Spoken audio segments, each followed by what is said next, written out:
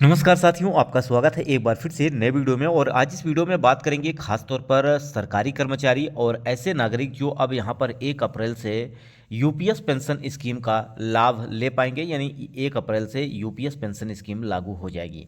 तो ऐसे में प्राइवेट सेक्टर में जो काम कर रहे कर्मचारियों के लिए क्या होगा, और साथ ही साथ हम बात करेंगे एनपीएस में जो पैसा फंसा है वो क्या होगा। सारे प्रश्नों का जवाब आज हम इस वीडियो में आपको देने वाले हैं। अगर आप एक सरकारी कर्मचारी हैं या आप एक प्राइवेट कर्मचारी हैं, दोनों के लिए महत्वपूर्ण यह वीडियो है। आपको यह वीडियो पूरा जरूर देखना चाहिए और दोस्तों तक शेयर भी करना चाहिए। देखिए फ्रेंड्स, इसके क्या अंतर हैं, क्या मायने हैं, पूरा डिटेल में हम समझेंगे। अगर आप एक पेंशनर्स हैं और आगे आने वाले में सरकार की तरफ से दी जा रही पेंशन का लाभ लेना चाहते हैं तो ये वीडियो आपके लिए महत्वपूर्ण है। फ्रेंड्स, हम बात करेंगे केंद्र सरकार ने राष्ट्रीय पेंशन प्रणाली यानी एनपीएस के तहत आने वाले सरकारी कर्मचारियों के लिए एक और नई और प्रभावशाली योजना की घोषणा कर दी है, जो कि यूनिफाइड पेंशन स्कीम के रूप में कही जा रही है। और यह योजना 1 अप्रैल 2025 से लागू हो जाएगी। सरकार का उद्देश्य है इस योजना के तहत कर्मचारियों को एक सुनिश्चित एवं स्थिर पेंशन सेवा प्रदान करना। जैसा कि आप जानते हैं 1 अप्रैल से नया फाइनेंशियल ईयर शुरू हो जाएगा, क्योंकि यहाँ पर 2024 का जो कि फाइनेंशियल ईयर 31 मार्च को खत्म हो जाएगा। ऐसे में नए सेशन की बात की जाए तो यहाँ पर एक बड़ी स्कीम खासतौर पर सरकारी कर्मचारियों के लिए यूनिफाइड पेंशन स्कीम। अब इसके क्या मायने हैं, कैसे आपको लाभ मिलेगा, क्या क्या इसमें आपको मिलने वाला है, सब कुछ हम इस वीडियो में बात करेंगे। और साथ ही साथ हम बात करेंगे प्राइवेट सेक्टर में काम कर रहे कर्मचारियों के लिए सरकार की क्या रणनीति है। तो आइए चलते हैं, देखते हैं क्या इंपॉर्टेंट है आज इस वीडियो में। तो वहीं बात करेंगे इसमें केंद्र सरकार और राज्य सरकार के यहाँ पे कर्मचारी शामिल होंगे जिनको इन योजनाओं का लाभ मिलने वाला है। रिटायरमेंट का समय, यदि कर्मचारी ने 25 साल की सर्विस पूरी की है तो वह अपनी अंतिम 12 महीने की औसत बेसिक सैलरी का 50% पेंशन के रूप में प्राप्त करेगा। यानी कोई भी कर्मचारी जो मिनिमम यहाँ पर 25 साल तक की नौकरी पूरी किया है, ऐसे नागरिक को यहाँ पर बात की जाए कि जो पेंशन स्कीम है वो आपको यहाँ पर मिलने वाली है और यहाँ पर लाभ आपको मिलने वाला है। जैसा कि आप जानते हैं ओल्ड पेंशन स्कीम, जिसके अंतर्गत यहाँ पर नागरिकों को या कर्मचारियों की बात की जाए तो उनको बेसिक सैलरी का पूरा जो लाभ है वो आपको मिलता था। यानी बेसिक जितनी सैलरी होती थी उतनी बेसिक सैलरी आपको पेंशन के तौर पर दी जाती थी। और साथ ही साथ यहाँ पर आपके सैलरी से कोई भी डिडक्शन नहीं होता था। लेकिन यूनिफाइड पेंशन स्कीम के अंतर्गत आपको 50% तक की ही पेंशन मिलेगी आपकी बेसिक सैलरी का, और आपको मिनिमम 25 वर्ष तक आपको जॉब करना होगा। अब ऐसे नागरिक जो इसके बीच में हैं उनको क्या लाभ मिलेगा। जैसे कि बहुत सारे ऐसे नागरिक हैं जिनके 25 साल पूरे नहीं हो रहे हैं फिर भी वो रिटायर हो रहे हैं, तो ऐसे में उनको कुछ पेंशनर्स हैं जिनको ओल्ड पेंशन स्कीम का लाभ मिल जाएगा, क्योंकि यहाँ पर ओल्ड पेंशन स्कीम जो बंद की गई थी तो उस दौरान यहाँ पर अगर बात की जाए तो लगभग 25 वर्ष होने वाले हैं। 2004 से समथिंग यहाँ पर 20 साल हुए हैं।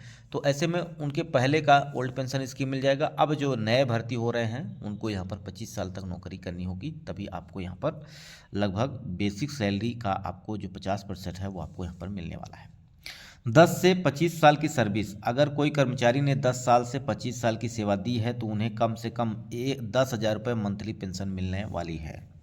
यानी अगर आपकी सर्विस 10 साल से लेके 25 साल के अंदर है, ठीक है, तो ऐसे नागरिकों को यहाँ पर मिनिमम पेंशन जो है वो 10,000 रुपये मिलेगी। अगर आप यहाँ पर 10 साल तक नौकरी कर लेते हैं तो आपको मिनिमम 10,000 रुपये पेंशन मिलेगा ही मिलेगा।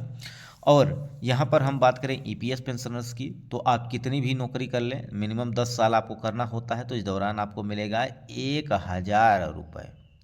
यानी 10 गुना ज़्यादा सरकारी कर्मचारियों को मिलेगा, और प्राइवेट सेक्टर में आप काम कर रहे हैं तो 10 गुना कम, यानी आपको 1,000 रुपये मात्र मिलेगा।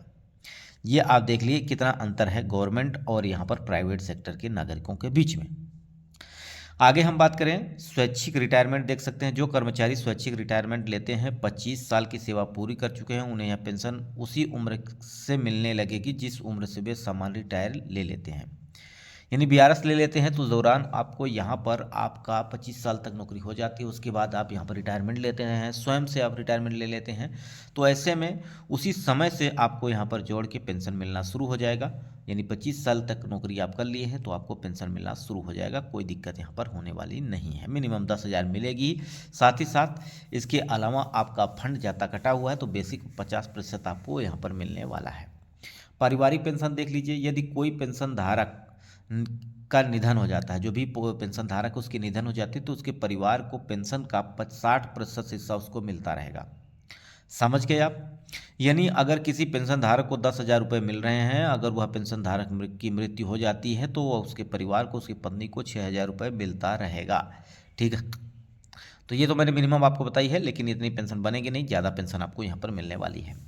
महंगाई राहत देख लीजिए, पेंशन, पारिवारिक पेंशन, न्यूनतम पेंशन की महंगाई राहत आप देख सकते हैं, जो कि इसके साथ जोड़ा जाएगा जिससे महंगाई का प्रभाव पेंशनर पर नहीं पड़े। यानी सरकारी कर्मचारियों के लिए जो लाभ दिया जाएगा वो आप यहाँ पे देख सकते हैं, उनके महंगाई पर कोई प्रभाव नहीं पड़ेगा। जैसे जैसे यहाँ पर महंगाई बढ़ेगी पेंशन भी बढ़ जाएगी। लेकिन प्राइवेट सेक्टर में काम कर रहे नागरिकों के लिए कोई सुविधा नहीं है, उन्हें मिनिमम 1,000 रुपये पेंशन जो मिल रही है वही मिलेगी। ये है सरकार की रणनीति। आपका क्या राय है कमेंट करके ज़रूर बताइएगा दोस्तों। इतना भेदभाव क्यों हो रहा है? क्योंकि एक ही देश के दो नागरिक हैं, एक सरकारी है एक प्राइवेट है, इन दोनों के बीच में 10 गुना का अंतर है, आप यहाँ पे देख पा रहे होंगे। वहीं ग्रेजुटी और अतिरिक्त अमाउंट की बात की जाए तो रिटायरमेंट के समय कर्मचारियों को ग्रेजुटी के अलावा एक अतिरिक्त अमाउंट भी मिलेगा। यह अमाउंट हर 6 महीने की सेवा पर कर्मचारी को बेसिक सैलरी और महंगाई भत्ते का 1/10वां हिस्सा होगा।